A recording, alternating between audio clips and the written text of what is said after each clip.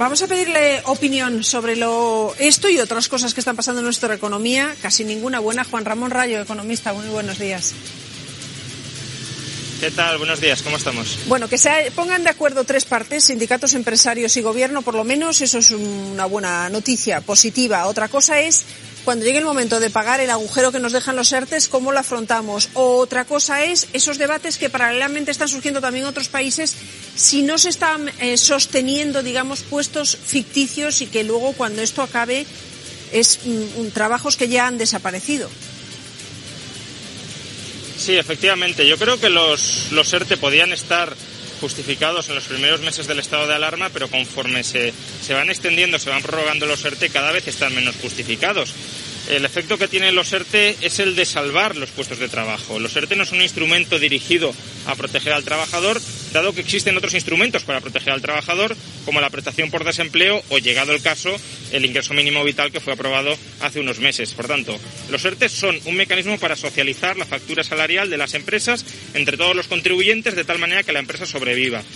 A corto plazo podía estar justificado que se evitara la destrucción de puestos de trabajo, porque podía haber puestos de trabajo que eran positivos, que eran necesarios, que generaban valor, que eran sostenibles a largo plazo, que si se perdían luego costaba mucho de recuperar, de volverlos a crear. Pero como bien dices, según vamos extendiendo los ERTE a empresas que no son capaces de readaptarse a la nueva normalidad y que no sabemos cuándo serán capaces de hacerlo, lo que estamos o podemos estar haciendo es zombificar una parte de la economía a un coste altísimo. El coste de los ERTE para los 750.000 trabajadores que hoy están acogidos a él es de unos 1.000 millones, sin contar cotizaciones sociales, 1.000 millones por salarios al mes.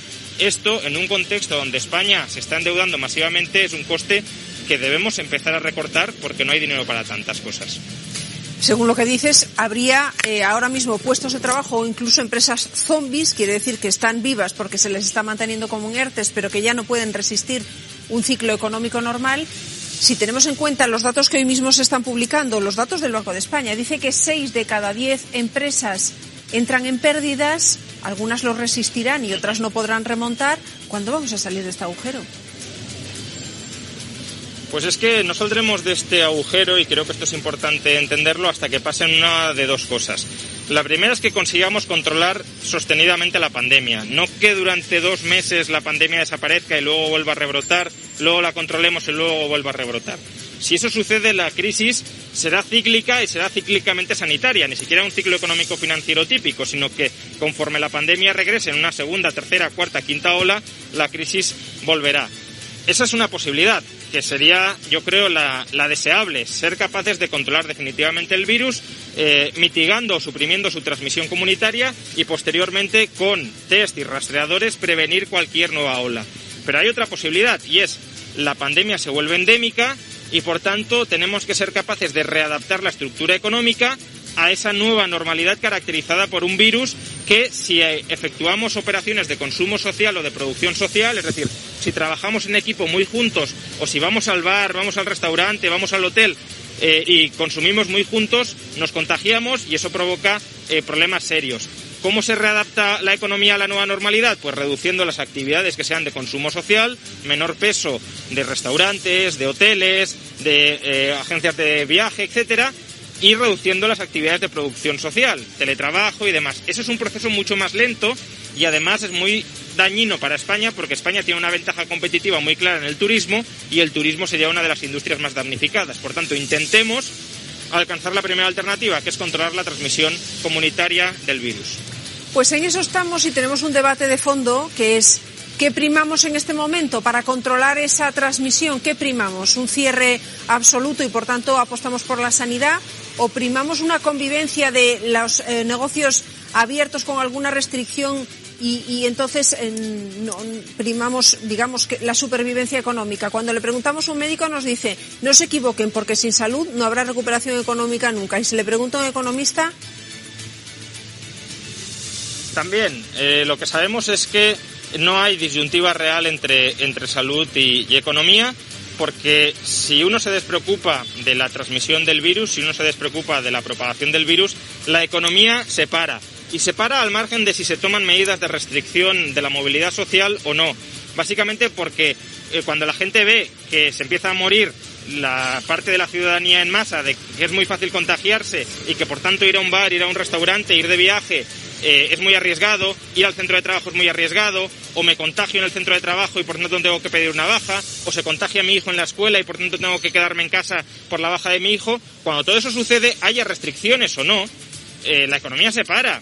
Por tanto, la forma de evitar que la economía se pare en seco es controlar la transmisión del virus. Evidentemente, lo ideal es controlar la transmisión del virus causando el menos daño posible a la economía. ¿Y eso cómo se logra? Como decía, cuando el virus no está muy extendido, con buen sistema de testeo y con buen sistema de rastreo, para que la gente pueda hacer la vida normal sin cerrar actividades. Ahora bien, si no somos capaces de controlar la transmisión del virus con buenos sistemas de testeo y de rastreo, recurrentemente tendremos que ir cerrando algunas actividades que son focos de contagio, como, ya digo, bares, escuelas, etcétera, para evitar que todo el resto de la economía se pare. Y por tanto, si queremos evitar ese cataclismo, lo que hay que poner son los medios desde el principio para poder vivir con normalidad, controlando a su vez la transmisión del virus. Pero efectivamente la disyuntiva entre economía y salud es falsa.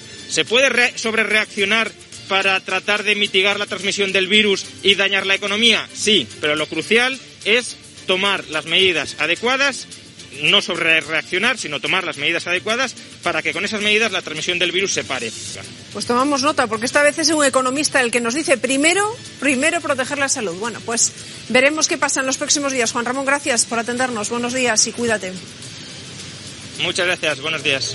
Y esta mañana también nos hemos encontrado un titular sorprendente, y es que la Audiencia Nacional ha decidido liberar a todas las personas implicadas en la salida a bolsa de Bankia. Eso quiere decir que tampoco Rato va a ir a la cárcel o va a pagar más pena por eso. ¿Por qué? Pues porque considera que había suficiente información, ¿no, Lorena? Que los órganos supervisores tenían suficientes elementos para saber lo que estaba pasando, que no se ocultó nada.